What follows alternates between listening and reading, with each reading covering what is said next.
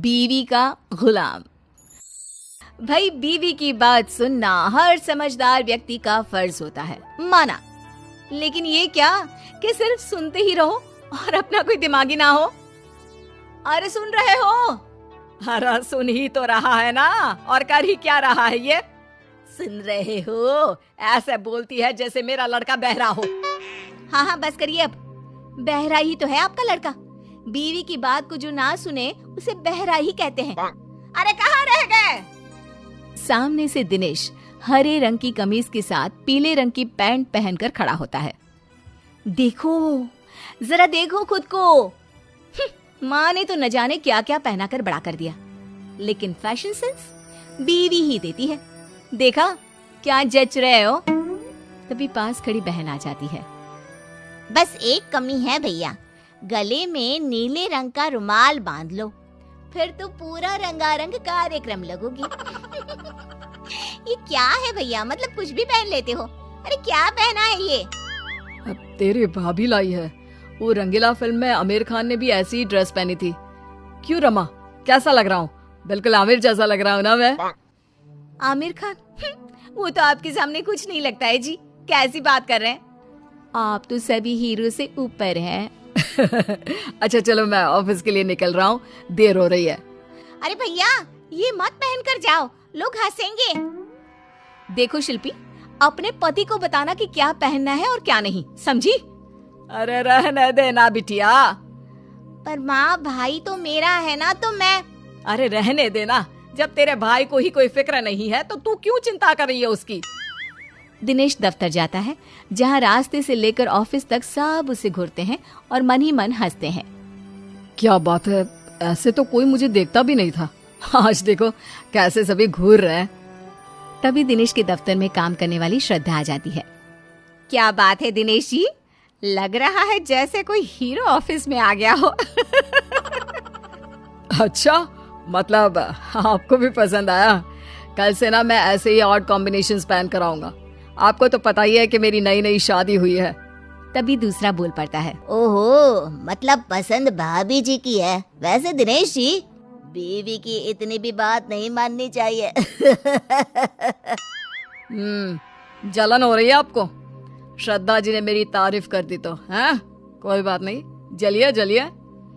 पति घर आता है, जहाँ बीवी उसका इंतजार कर रही होती है। कैसा रहा आज ऑफिस में? बस मिल गई थी ना वक्त से? अरे आज तो कमाल ही हो गया। अरे दूर से ही बस मुझे देखकर रुक गई। मैंने तो हाथ भी नहीं दिया था। और फिर क्या, सभी मुझे देख रहे थे। मैं तो आज ऐसा फील कर रहा था जैसे कोई हीरो।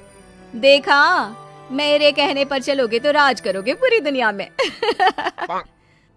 बेटा, खाना लग गया है, चल कपड़े चेंज करके आ जा। लेकिन माँ जी, हम लोगों ने रात का खाना छोड़ दिया है। वो क्या है ना, डॉक्टर भी कहते हैं कि रात को हल्का खाना चाहिए। अरे तो बता देती ना पहले ही, मैंने सबका खाना बनाया है। भाई तू तो खा ले, सब साथ में अब तक खाना खाते आए हैं ना। हाँ ठीक है, मैं कपड़े बदल कर आ रहा हूँ। वैसे माँ, मुझे बहुत भूख लग रही है।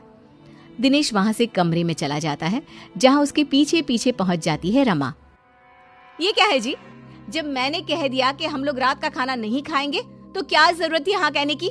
हाँ, आ रहा हूँ। अरे रमा, सारा दिन काम करके इतने दूर से घर आता हूँ, खाना नहीं खाऊंगा तो बीमार हो जाऊंगा। अरे चक्कर आएंगे, मर जाऊंगा मैं। कर लो बकवास। आपको पता है ना, मैंने फैशन डिजाइनिंग के साथ डाइटिशियन और फूड टेक्नोलॉजी का भी कोर्स किया था। अरे क्या बात है यार, तुम तो सच में बहुत टैलेंटेड हो। मेरी तो लॉटरी लग गई इतनी टैलेंटेड लड़की से शादी करके। हाँ, लेकिन उसकी मानोगे तब ना। अरे रात का खाना पेट में रह जाता है, वो पचता नहीं है, इसलिए रात में खाना नहीं खाना चाहिए। अच्छा, तो मैं मना कर देता हूँ। बात तो सही है, रात को तो बस सोना ही है। मैं अभी माँ को मना करके आता हूँ। दिनेश बाहर जाता है और माँ से खाने को मना कर देता है।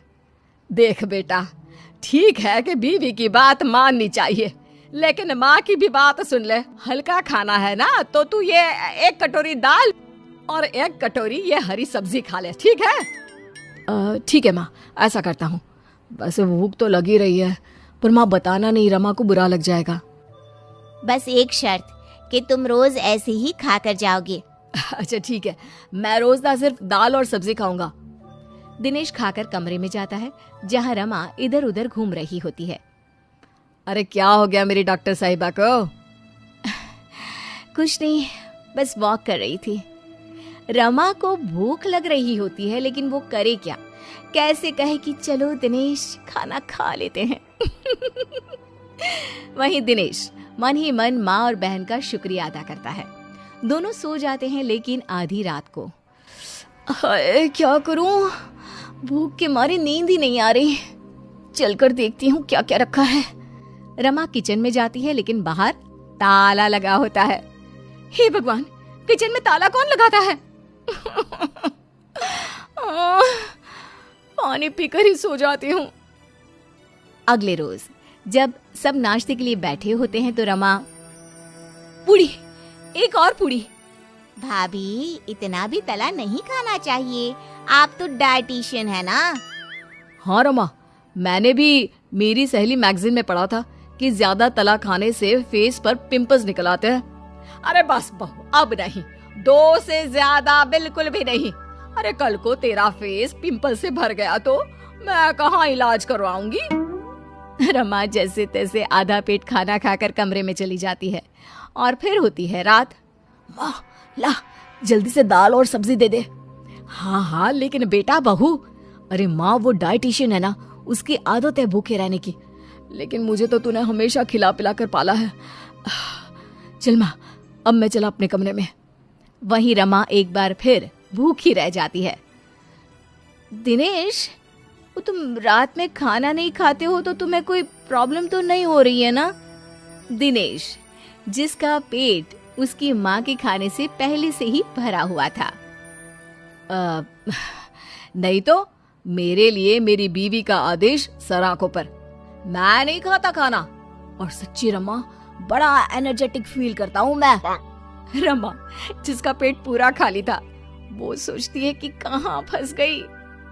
किसी तरह रात कटती है और सुबह, भाभी वो आज नाश्ते में छोले भटूरे बने हैं, आप तो खाएंगी नहीं, तो आपके लिए ये पालक उबाल दी है। पूरा घर बैठकर फूले फूले भटूरे खा रहा था, तभी रमा जोर से चिल्ला उठती है। नहीं हूँ मैं कोई डाइटिशियन, मुझे भूख लगी है, प्लीज मुझे भी भटूरे दे दो। मतलब तुमने डाइटिशियन का कोर्स नहीं किया है?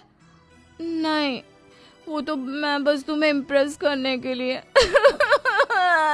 मुझे भूख लगी है। देख रमा, आज से ना अब ज्यादा होशियार बनना नहीं, समझी? माना बहू है तू, लेकिन वो मेरा बेटा है, तो आज से तू बहू बनकर रहना। और दिनेश तू, माँ मैं तो तेरा लाडला बेटा हमेशा